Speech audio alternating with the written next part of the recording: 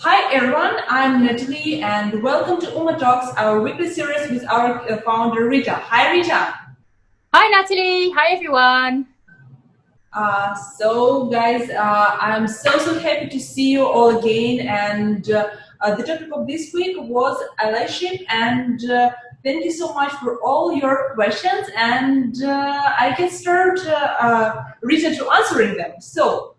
The first question is from Chris, and he's asking about allyship as a term, and what is he telling that allyship is a new term, and I love the definition that you guys give to allyship, but could you please give some more context? So probably Chris wants to understand this better because right now everyone is talking about allyship, but I think that more information needed because the term can be controversial, and I think Uma has a good point about it. Excellent. Well, that's a great question, Chris, and I'm actually glad you brought it up because you're right. It is a relatively new term that has been used from the wider perspective. It's always been around, especially from a business perspective. It's always been around from an understanding and a diversity and inclusion perspective. But you're right, now is the time that everybody's talking about it. So our personal definition of what is allyship, we think of it as a journey. It's a connection between one person and another group or another person. And what is that connection? So think about it as relationship building.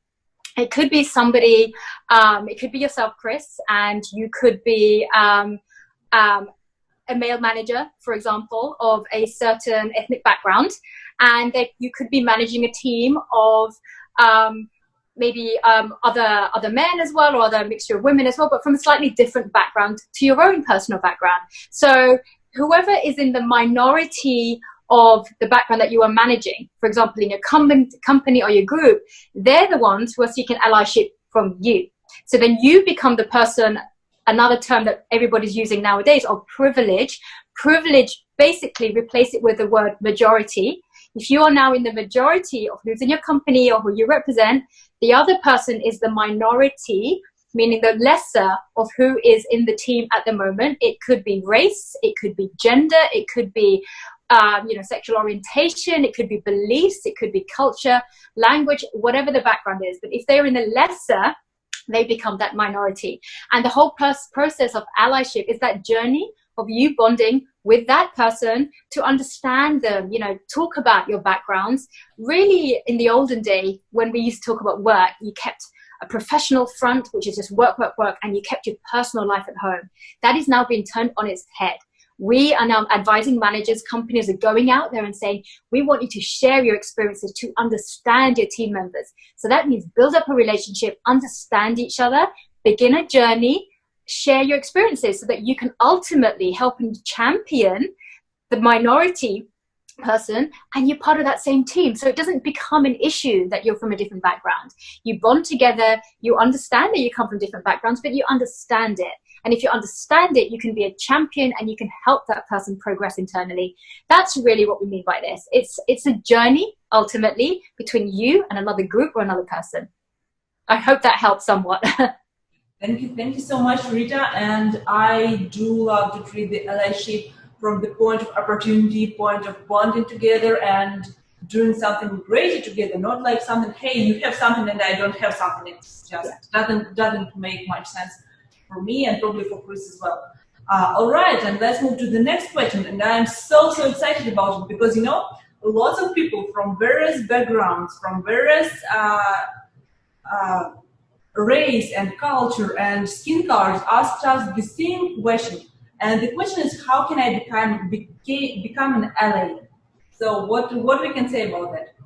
Yeah, it's such a topical question right now. And I think, I like to think of being an ally as, are you a decent person?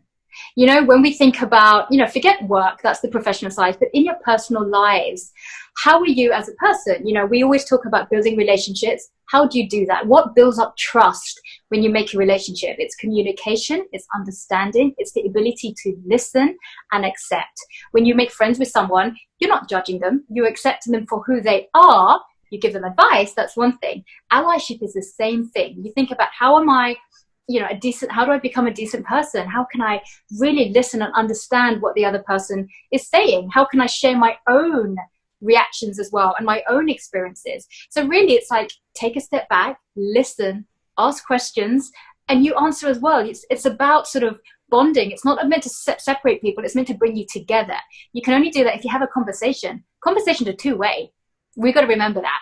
So similar to, say, you and I are talking, Natalie, you know, we have a chat. I tell you about my day, you tell me about your day, and that's a conversation. It's the same with allyship. It's the fundamental of relationship building, about building up successful communications and understanding. Oh, thank you, Rita. I hope this will help to all our people who ask this question, because actually anyone can do this. Yeah. All right, and let's move to the next question. And the next question is from Michelle, and she's asking, actually she's asking about Alice being in LA at hiring, and because Michelle is a small business owner, and she's telling Allyship hiring feels a bit controversial for me, because to keep my small business up and running, I need to hire people first who can do the job, and at the same time, no matter what actually their sex, religion, and skin color and other situation is. But how can she handle the situation being in LA at the same time? That's actually a great question, Michelle. Thank you so much for asking that. So there's a couple of things here to think about. When you are making hiring decisions, when you are a small business owner, it's very easy to think that, oh, okay, now I have to start checking off diversity boxes, which actually so many companies still do. Why are you doing this? So you're trying to broaden your scope of your talent pool. Now, remember, businesses are wide in scope. You know, we're going towards globalization. People come from different cultures right now. We know there is a lot of research out there that shows there is a direct business case from having a more diverse workforce. What does that mean? It's not just having people from different backgrounds or just hiring people, but understanding their cultures, embracing their background so they let that shine to ultimately service your clients in different groups. So what we're trying to show here with some hiring practices and ultimately allyship is that you have to take a step back and think of why are you doing this in the first place. We're trying to advise you guys really and companies to increase your hiring scope. Go out there, go to different universities, colleges, go to different groups out there that you would not normally have approached. There is so much talent. You just have to look for it. There are so many groups of talented individuals of really every single background and industry you can think of if you look in the right place. And then once you have those and you pull them, absolutely, you make that decision, not based upon their background and thing, because that should be blinded to stop any bias, but based upon their credentials. Once you have a level playing field to pick from, it makes it easier for you as well. All we're doing is sort of saying, widening up your scope of who you're bringing into your pool before you make your selection. And then once you do make that selection, then it's about, okay, well, how can we understand each other? How can we sort of bond and go towards the same goal? You ask people, what are their viewpoints? What do they think if they were running the team or had a thought process on something? You know, embrace that. That's why you're hiring them in the first place. So it's really about a very good question. It's really about sort of broadening and changing hiring practices and policies, not just a blanket statement, but actually doing something and taking action. You know, there should be benchmarking in place, Michelle, if it doesn't exist already. Consider that. Think about having benchmarking in your own team, in the wider teams across your company about, you know, how are you? What are you doing to increase your hiring practices? Where are you going to look for diverse talent? And then that could be just a lesson for yourself about, you know what, am I looking everywhere? What are the different universities or schools in the United States or in Canada or in the UK or in India, wherever it is that you're located? Are you really going on a cross-section across all the demographics or not? Oh, thank you, Rita. It's such a good angle because I face this question sometimes as an entrepreneur by my own, but I always thought about it more like, all right, when actually I'm hired, is this person like, do I give a lot of opportunity for everyone who wants to work with me? But this point is that actually as an entrepreneur, you can look broader before this point. So you advise us to, even before you start like posting something, to think, all right, where I can post it wider so I can get more candidates from different backgrounds. Exactly.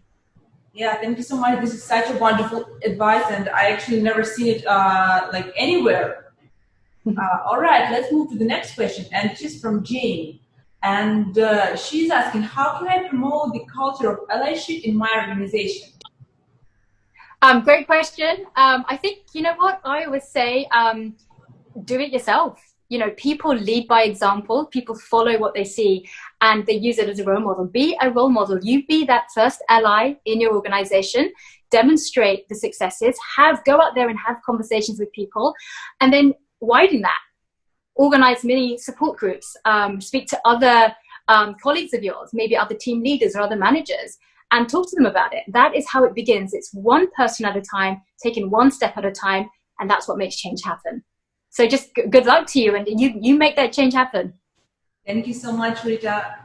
And I hope, Jane, you will do it. And if you need any help or will face any situation, just please feel free to text us, to DM us, and we are here to help and to guide you through this beautiful journey.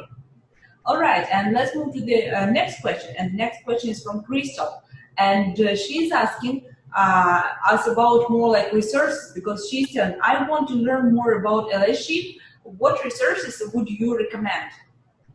Again, that's a great question. So something we're recommending to companies right now is to build internal research and resource portals.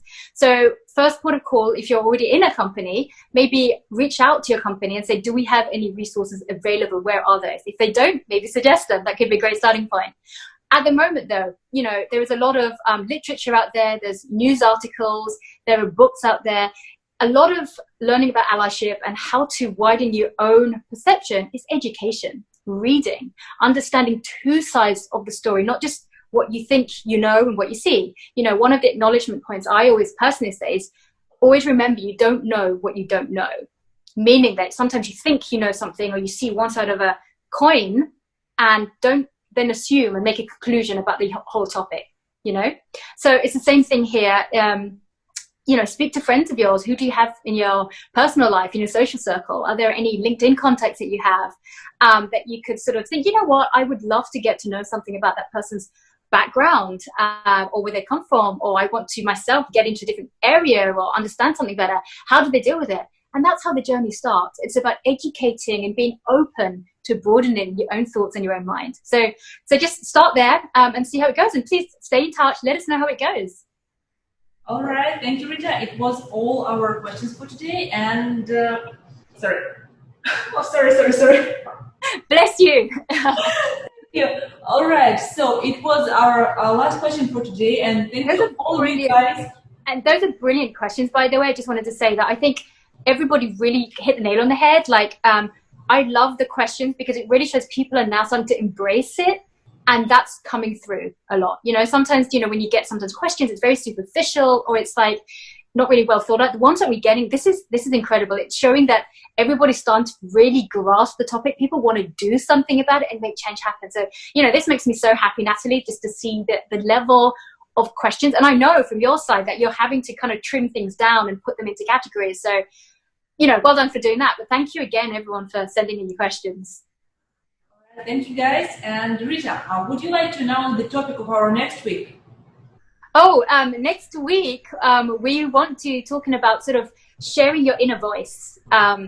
We've covered topics in the past about, you know, having confidence, having self-belief. And now we're going to talk about what do we do to share our inner voice? You know, we talk about when you say something, when you see something, you say something in order to change something. Well, how do you say something? We're going to be talking about that. So looking forward to that. All right. Thank you so much, Rita. And thank you so much for all of you guys. And can't wait to see your questions for the next week. All right. Bye, Rita. Have a great week, everyone. Thanks, Natalie. Bye. Bye.